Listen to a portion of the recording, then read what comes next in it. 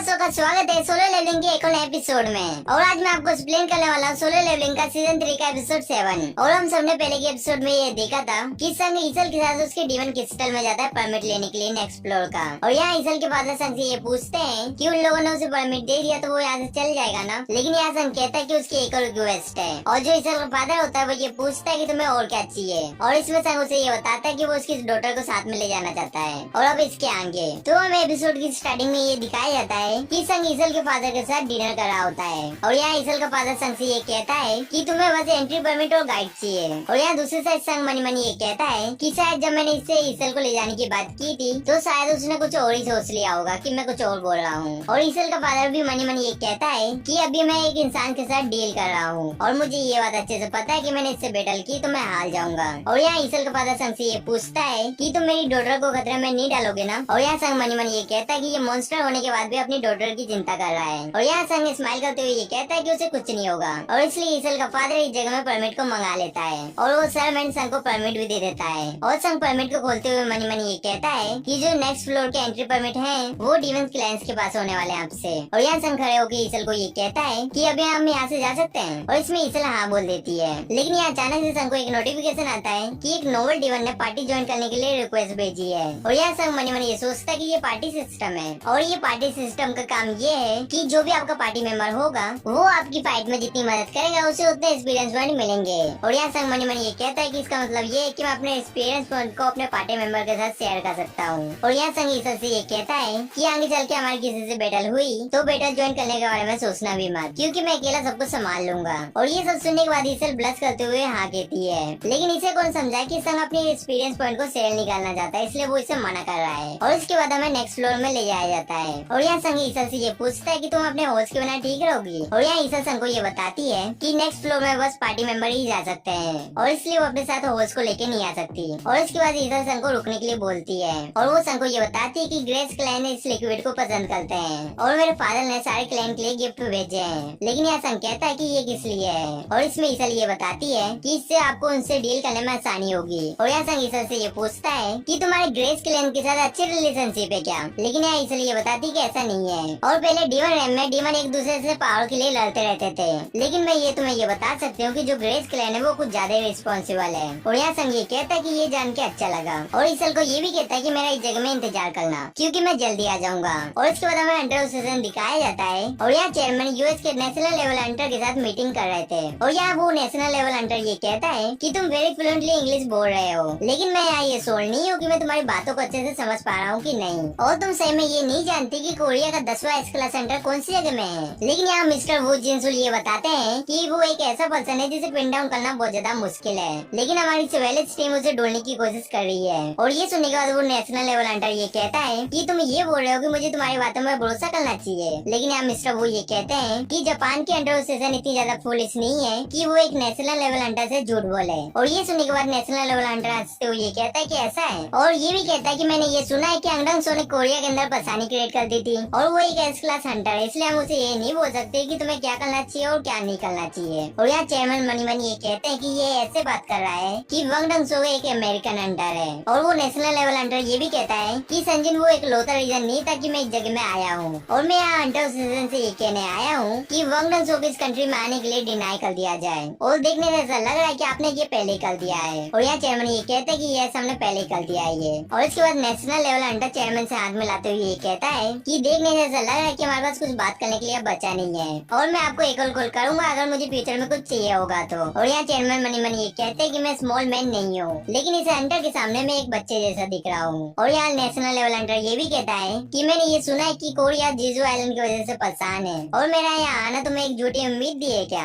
और इसके बाद वो नेशनल लेवल हंटर जाते हुए आखिर में ये कहता है कि ये बहुत ज्यादा बुरी बात है, लेकिन मैं जीजू आइलैंड की रेड में तुम्हारी मदद करना चाहता हूँ, लेकिन परेशानी ये है कि मैं एक बिजी पर्सन हूँ। और हंसते हुए ये भी कहता है कि कोरिया के पास मेरे जैसे किसी को हायर करने के फंड्स हुए तो ये एक पूरी डिफरेंट स्टोरी होती। और इस नेशनल अंडर के जाने के बाद चेयरमैन मिस्टर वू से ये पूछते हैं कि मिस्टर वू आपको क्या लगता है कि मैं पुलिस था जो मैंने ये सोचा था कि ये पर्सन हमारी मदद करेगा जीजू आइलैंड की रेड में। और यहाँ मिस्टर वू चेयरमैन को ये कहते हैं कि आपको टेंशन लेने की जरूरत नहीं है क्योंकि जापान हमारी मदद करने के लिए तैयार हो गया है और जो जापान के लार्ज गिल्ड के अंडर है वो इस जगह में आज आ जाएंगे। और इसके बाद हमें फिर से डीमन क्रिस्टल के अंदर ले जाया जाता है और इस जगह में संग इतने सारे डीमन मारे रहते हैं, इसलिए उसे बहुत सारे एक्सपीरियंस वर्ड मिलते हैं। और यहाँ जो संग की लेवल होती है वो 87 हो जाती है। और यहाँ संग ये भी कहता है कि मुझे बहुत ज्यादा एक्सपीरियंस वर्ड मिल रहा है, क्योंकि जो मेरे अपोनेंट है वो हाई लेवल के हैं और जो एग्रिस और टैंक थे वो भी मैक्स हो चुके थे। और यहाँ संग मनी मनी ये कहता है कि जो मेरे शैडो सोल्जर है वो तैयार हो चुके हैं नेक्स्ट लेवल में जाने के लिए, और संग उन्हें नेक्स्ट लेवल में प्रमोट होने की परमिशन दे देता है। और यहाँ एग्रिस और आयरन इवॉल्व हो जाते हैं। और यहाँ एग्रिस नाइट से लाइट नाइट में प्रमोट हो जाता है और टैंक लाइट से नाइट में प्रमोट हो जाता है। और यहाँ संग को फिर से एग्रिस और टैंक का नाम रखने का ऑप्शन आता है, लेकिन यहाँ संग उनके नाम को चेंज नहीं करता है। और यहाँ संग एग्रिस का ऑरा देख के ये समझ जाता है कि एग्रिस एक एस क्लास हंटर जितनी पावर को होल्ड करता है और जो टैंक है वो एक टॉप ए रैंक हंटर जितनी पावर को होल्ड करता है। और यहाँ ईसल संग को ये कहती है कि excuse me Sanjay would sir. और यहाँ संग ईसल को ये कहता है कि उसे सर बोलने की जरूरत नहीं है, लेकिन वो तब भी ये कहती है कि संजय वुड सर आपको ये पता है कि आपने यहाँ आने तक आपने कितने क्लाइंट को डिस्ट्रॉय किया है। और यहाँ संग उसे ये बताता है कि अभी हम लोग 89 फ्लोर्स में है और तुम्हारे क्लाइंट को भी मैं जोड़ तो टोटल 9 है। और यहाँ ईसल संग को ये बताती है कि जो 19 फ्लोर के नोवेल्स हैं कि वो सारे फ्लोर्स को मैनेज नहीं कर सकते और वो लोग साइंटिफिकली स्ट्रॉन्ग है हाई लेवल के डीमन नोवेल से। और जैसे आपने हमारे क्लाइंट को रीजन दिया था वैसे आप उन्हें भी दोगे तो वो लोग खुद ही आपको परमिट दे देंगे। लेकिन इस जगह में संग ये कहता है कि अगर मैं तुम्हारे क्लाइंट से कमजोर होता तो क्या तुम लोग मुझे परमिट देते। और ये सुन के ईसल बहुत ज्यादा हैरान हो जाती है। और यहाँ संग ये भी कहता है कि वैसे भी मुझे तुम्हारे रेडिस क्लाइंट को नंबर 1 बनाना है। और यहाँ ईसल संग को ये कहती है कि मेरे क्लाइंट का नाम रेडरू है और वो ये भी पूछती है कि संजय वुड सर आप हमारे क्लाइंट के लिए इतना सब क्यों कर रहे हैं। और यहाँ संग ईसल को ये बताता है कि वो इसलिए कर रहा है क्योंकि वो उसे पसंद करता है। और ये सुनने के बाद ईसल बहुत ज्यादा ब्लश करने लगती है। और यहाँ संग मनी मनी ये कहता है कि ये मुझे जीनों की याद दिलाती है और मैं एक ऐसा काइंड पर्सन हूँ जो बेवकूफ लोगों से आसानी से घुल मिल जाता है। और इसके कुछ देर के बाद संग डीमन को मारते हुए ये कहता है कि मुझे ईसल ने ये वार्न किया था कि 19 फ्लोर्स के बाद जो डीमन है वो बहुत ज्यादा ताकतवर है और इस जगह में बहुत सारे मॉन्स्टर हैं जो क्रिस्टल को गाइड कर रहे हैं और जिन डीमन से मैंने पहले फाइट की थी जो उनसे भी ज्यादा हाई लेवल के हैं। और मनी मनी ये भी कहता है कि मैंने अपने इंटेलिजेंट स्टेज को भी बढ़ा लिया है, लेकिन इस बैटल की वजह से मेरा माना बहुत जल्दी जा रहा है और जो मेरे शैडो सोल्जर हैं वो जल्दी जल्दी डिस्ट्रॉय होते जा रहे हैं और अपने आप को रिजेनरेट करते जा रहे हैं। और इसका मतलब ये नहीं है कि 19 फ्लोर्स के जो आगे के फ्लोर से मैंने उसे अपने लक्ष्य पार किया है। और यहाँ संग 97 फ्लोर में होता है और यहाँ संग की जो लेवल होती है वो भी 90 हो जाती है। और यहाँ संग ढेर सारे डीमनों को मार भी रहा होता है। और यहाँ ईसल मनी मनी ये कहती है कि इसने रिकॉर्डो क्लैन को डिफीट कर दिया है और ये क्लैन पावर के मामले में टॉप 5 में आता था और इसने पीटोस क्लैन को भी डिफीट कर दिया है जो 4th पावरफुल क्लैन था। और इसके बाद ईसल संग से ये पूछती है कि संजय वो क्या सारे इंसान तुम्हारे जितने पावरफुल हैं। और यहाँ संग ईसल को ये बताता है कि 1-2 और होंगे। और यहाँ संग मनी मनी ये कहता है कि जो मिस्टर गोल चाइन है वो दूसरे एस्केला सेंटरों से ज्यादा पावरफुल है और जो उनसे ओरा निकलता है उससे ये पता चलता है कि जो चाइन है वो चाय जो इनसे 5 गुना ज्यादा ताकतवर है और जो एस्केला सेंटर होते हैं वो स्ट्रेंथ के मामले में एकदम डिफरेंट होते हैं और इनफैक्ट वो पावर बहुत ज्यादा ग्रेटेस्ट हो सकती है। और जो माना मीटर होता है वो एक एस्केला सेंटर की माना को मेजर नहीं कर सकता। और पहले चेयरमैन और मेरी पावर एक जैसी थी, लेकिन मैंने डीमन क्रिस्टल को क्लाइम कर लिया है तो इसलिए अब चीजें डिफरेंट है। और इसके बाद संग ईसल को ये कहता है कि तुम अब यहाँ से जा सकती हो और यहाँ मैं ये संभाल लूंगा कि अब मुझे क्या करना है। लेकिन यहाँ ईसल संग से ये पूछती है कि क्या अब उसके कोई काम की नहीं है क्या। और यहाँ संग मनी मनी ये कहता है कि ये फनी है। और उसके बाद ईसल को ये कहता है कि तुमने अपनी जॉब अच्छे से की है और मेरी मदद करने के लिए शुक्रिया। लेकिन ये सुनने के बाद ईसल बहुत ज्यादा उदास हो जाती है, लेकिन तब भी वो संग को ये कहती है कि वो उसके साथ जाना चाहती है और वो ये देखना चाहती है कि वो क्या अचीव करता है। और ये सुनने के बाद संग उसकी बात मान लेता है और इसके बाद ये दोनों 98 फ्लोर में जाने लगते हैं। और उसके बाद हमें दूसरे सीन में इंटरनेशनल एयरपोर्ट में ले जाया जाता है जहाँ जापान का एस क्लास हंटर गेटो रियो कोरिया आ चुका था। और यहाँ गेटो ये कहता है कि जग में हो क्या रहा है और वो ये भी कहता है कि इस एयरपोर्ट में ऐसा कोई है जो बहुत ज्यादा एक्सट्रीमली पावरफुल है। लेकिन जो उसके साथ एक लड़की आई थी वो ये कहती है कि मिस्टर गोटो वो आपसे भी पावरफुल है क्या। लेकिन गेटो उसे इग्नोर करते हुए मनी मनी ये कहता है कि शायद मैं गलत हूँ और वैसा पर्सन इस जगह में क्यों आएगा। और यहाँ एक सिविल टीम का मेंबर आके ये कहता है कि सर मुझे माफ कर देना, इन भीड़ की वजह से मुझे यहाँ आने में टाइम लग गया। और यहाँ गेटो ये कहता है कि सब कुछ ठीक है, लेकिन मुझे ये बताओ कि एयरपोर्ट में हो क्या रहा है। और यहाँ सिविल टीम का मेंबर ये बताता है कि यूएस के एक हंटर ने कोरिया को विजिट किया है अपने किसी पर्सनल काम को करने के लिए और इसलिए आपको चिंता करने की कोई जरूरत नहीं है। और इसके बाद सिविलेंस टीम का मेंबर ये कहता है कि प्लीज मेरे साथ चलो। और गोटो मनी मनी ये कहता है कि वो एक अमेरिकन हंटर है और क्या इसका उस रिसर्च इवेंट के साथ कोई कनेक्शन है। और इसके बाद ये लोग हंटर सेशन में पहुंच जाते हैं और चेयरमैन मनी मनी ये कहते हैं कि ये है गोटो रियोजी और ये एशिया का इकलौता हंटर है जो लियो जिगान के इक्वल है। और ये तो पक्का है कि ये कोई आम इंसान नहीं है। और जो जापान है उसके अंदर 26 एस क्लास हंटर है और जो ब्लेड गिल्ड है उसमें टोटल 11 एस क्लास हंटर है और जो गेटो रियोजी है वो भी इसी गिल्ड का मेंबर होता है। और दूसरी साइड कोरिया है जिसके अंदर टोटल 5 गिल्ड है जो एक दूसरे से कंप्लीट करने में लगे हुए हैं। और जो जापान का एक गिल्ड है वो कोरिया की सारी पावर को होल्ड करके रखता है। और ये बात सब कुछ जानते हैं कि जो गोटो रियोजी का गिल्ड है वो एशिया का सेकंड लार्जेस्ट गिल्ड है और फर्स्ट नंबर में चाइनीज गिल्ड है जो सबसे बड़ा है। और इस जगह में गोटो रियोजी के साथ जो लड़की आई थी वो अपने आप को इंट्रोड्यूस कराती है सबसे, और वो ये बताती है कि उसका नाम हानेकावा है और वो मिस्टर गोटो की ट्रांसलेटर है। और इसके बाद वो सबको ये बताती है कि रिसेंटली जो तबाही के इवेंट हुए हैं उसकी वजह से हम सबने ये फैसला किया है कि जीजो आइलैंड को ऐसे छोड़ नहीं सकते और इसलिए हम कोरिया को पूरा सपोर्ट करते हैं। और यहाँ चेयरमैन मनी मनी ये कहते हैं कि ये लोग फुल सपोर्ट करने के लिए तैयार है। लेकिन यहाँ गोटो रियोजी डायरेक्ट पॉइंट में आते हुए ये कहता है कि मैं इस जगह में बस एक ही रीजन की वजह से आया हूँ और मैं ये चाहता हूँ कि जो टॉप रैंकिंग के अंडर है उन सबको लेके एक स्ट्राइक स्क्वाड बनाऊं। और क्या क्या हाल है आप सबका इस आइडिया के बारे में। और यहाँ चेयरमैन मिस्टर गोटो रियोजी को ये कहते हैं कि तुम एक ऐसी अलायंस को क्रिएट करना चाहते हो जो एंड के कैंप पे जाके उनके ऊपर अटैक करे।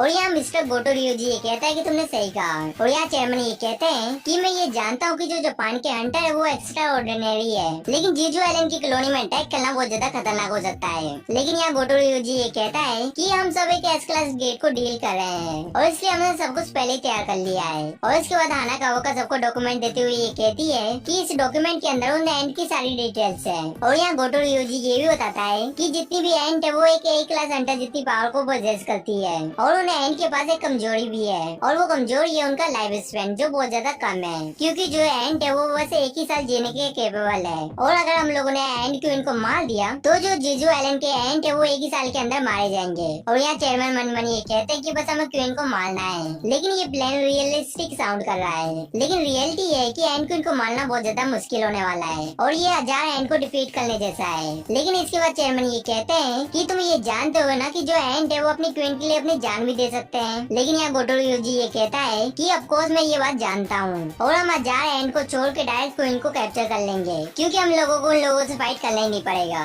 अगर हम लोग उन्हें टनल से बाहर निकाल दे तो। लेकिन यहाँ एक मेंबर ये कहता है कि ये होना इम्पॉसिबल है, लेकिन गोटो रियोजी ये बताता है कि ऐसा होना पॉसिबल है और ऐसा 3 बार हो चुका है। और ये पहले हुआ था जब साउथ कोरिया के जो हंटर है वो जीजू आइलैंड में एक मिशन के लिए गए थे और एंट ने उन टनल को छोड़ दिया था उनसे बैटल करने के लिए। लेकिन यहाँ एक सर्वेलेंस टीम का मेंबर ये कहता है कि ये इम्पॉसिबल है। लेकिन यहाँ आना का ये बताती है कि इस इवेंट को कंफर्म किया गया है हमारे मानर रीडर से और आप बाकी डिटेल डॉक्यूमेंट में देख सकते हैं। और इसके बाद गोटो रियोजी उन्हें ये भी बताता है कि मुझे भी जोड़ के 11 एस क्लास हंटर वो लोग भी इस रेड में पार्टिसिपेट करने वाले हैं और हम लोग उस एंड को डिस्ट्रैक्ट करेंगे और जो साउथ कोरिया के टॉप हंटर है वो क्यून को डिफीट करेंगे और जो मेरे बाकी गिल्ड मेंबर है वो इस जगह में जल्दी आ जाएंगे। और ये सब सुन के बाकी सारे लोग बहुत ज्यादा हैरान होते हैं। और यहाँ चेयरमैन भी मनी मनी ये सोच रहे होते हैं कि उन 10 एस क्लास हंटरों ने सक्सेसफुली उन एंड को डिस्ट्रैक्ट कर लिया तो जो क्यून है बस उसके पास कुछ ही गार्ड होंगे और टनल भी पूरी तरह से खाली होगा। और गोटो रियोजी ये भी बताता है कि मेरा प्लान ये है कि जो एस क्लास हंटर है वो अलग अलग टीम बना के उस आइलैंड में चारों तरफ से अटैक करेंगे और वो सारे एंड उनसे फाइट करने के लिए चारों जगह में आ जाएंगे और क्वीन टनल में अकेली रहेगी। और जो साउथ कोरिया के एसरेंग हंटर है वो हेलीकॉप्टर की मदद से जीजू आइलैंड के टनल के अंदर जाएंगे और क्वीन को डिफीट करने के बाद वो हेलीकॉप्टर में वेट के उस आइलैंड से निकल जाएंगे। और यहाँ चेयरमैन मनी मनी ये कहते हैं कि जो इसका प्लान है वो सुनने से पॉसिबल लग रहा है, लेकिन मुझे ये बात समझ नहीं आ रही है कि क्यों गोटो रियोजी अपने 10 एस क्लास हंटरों को मोबिलाइज करने के लिए तैयार है, वो भी इस रेड के लिए। और दूसरी साइड गोटो रियोजी मनी मनी ये कहता है कि जितने भी नेशनल लेवल हंटर है उनने पहले एस रैंक गेट को रेड किया है और मेरे परफॉर्मेंस रिकॉर्ड को कंसीडर किया जाए तो मुझे नेशनल लेवल के हंटर का टाइटल मिल जाएगा जीजू आइलैंड की रेड को कंप्लीट करने के बाद। और मुझे नेशनल लेवल का टाइटल मिल गया तो ये जापान के लिए एक अच्छा बेनिफिट होगा। और यहाँ हम लोग एक एस क्लास गेट के बारे में बात कर रहे हैं तो इस रेड के लिए मैंने 10 एस क्लास हंटरों को अच्छे से चुना है और इसकी वजह से रिस्क भी कम होगा और साउथ कोरिया के पास कोई भी अच्छा रीजन नहीं है जिससे वो मेरे ऑफर को मना कर दे। और मुझे ये पता है कि ये एक अच्छा तरीका नहीं है, लेकिन नेशनल लेवल हंटर बनने के लिए मेरे पास और कोई रास्ता नहीं है। और यहाँ चेयरमैन भी मनी मनी ये सोच रहे होते हैं कि जापान की तरह हमारे पास ज्यादा एस क्लास हंटर नहीं है और कोरिया के अंदर बस 8 एस क्लास हंटर ही है और 8 में से 6 हंटर इस रेड में पार्टिसिपेट कर सकते हैं और मैं बहुत ज्यादा ओल्ड हो गया हूँ इसलिए मैं ज्वाइन नहीं कर सकता और जो म्यून बोंग है वो रिटायर हो चुका है और ये जो प्लेन है वो कोरिया के हंटरों के साथ बस पॉसिबल नहीं है। और रियल क्वेश्चन तो ये है कि हम इतने केपेबल हैं कि हमें एस क्लास डंजन के बॉस को डिफीट कर पाए और क्या हम लोग क्वीन को डिफीट कर पाएंगे। और ऐसा होना पॉसिबल है अगर संजिन वो हमारी रेड को ज्वाइन करे, क्योंकि उसने टॉप के 1 क्लास डंजन को अकेले क्लियर किया है और जो एंड है वो बहुत जल्दी इवॉल्व होते जा रहे हैं और जो एंड की पूरी आर्मी है उन्हें भी जल्दी उड़ने की एबिलिटी मिल जाएगी और हम इस रेड के लिए और डिले अफोर्ड नहीं कर सकते। और उसके बाद चेयरमैन गोटो रियोजी को ये कहते हैं कि मैं आपकी बात एकदम अच्छे से समझ गया हूँ और हम लोग इन डॉक्यूमेंट को एक बार अच्छे से देख लें, उसके बाद हम आपको प्लेन की डिटेल सेंड कर देंगे। और इसके बाद यहाँ से सीन शिफ्ट होता है और हमें डिवन क्रिस्टल के अंदर ले जाया जाता है और यहाँ संग 100 फ्लोर में जाने के लिए एकदम तैयार होता है और जो संग की लेवल थी वो 93 हो गई थी। और यहाँ संग 100 फ्लोर में आके मनी मनी ये कहता है कि ये फाइनल फ्लोर्स, लेकिन यहाँ संग ये नोटिस करता है कि उसके ऊपर एक ड्रैगन होता है जो नीचे आके लैंड होता है और उस ड्रैगन के ऊपर डीमन किंग ब्रेन होता है। और यहाँ संग उसे देख के मनी मनी ये कहता है कि इसकी जो फोर्स है वो बहुत ज्यादा है और क्या मैं इस मॉन्स्टर को डिफीट कर पाऊंगा। और ये एपिसोड यहीं पे खत्म हो जाता है। और अभी तक आपने वीडियो को लाइक और चैनल को सब्सक्राइब नहीं किया तो क्या कर रहे हो यार, वीडियो को लाइक करके चैनल को सब्सक्राइब कर लो। और मैं आप सबको ये बता दूं कि मैं ओमनीसेंट रीडर को भी एक्सप्लेन करने वाला हूँ और ये मानवा सोलो लेवलिंग के बाद तीसरे नंबर में आता है। और हम सब मिलेंगे किसी नेक्स्ट वीडियो में। सायोनारा।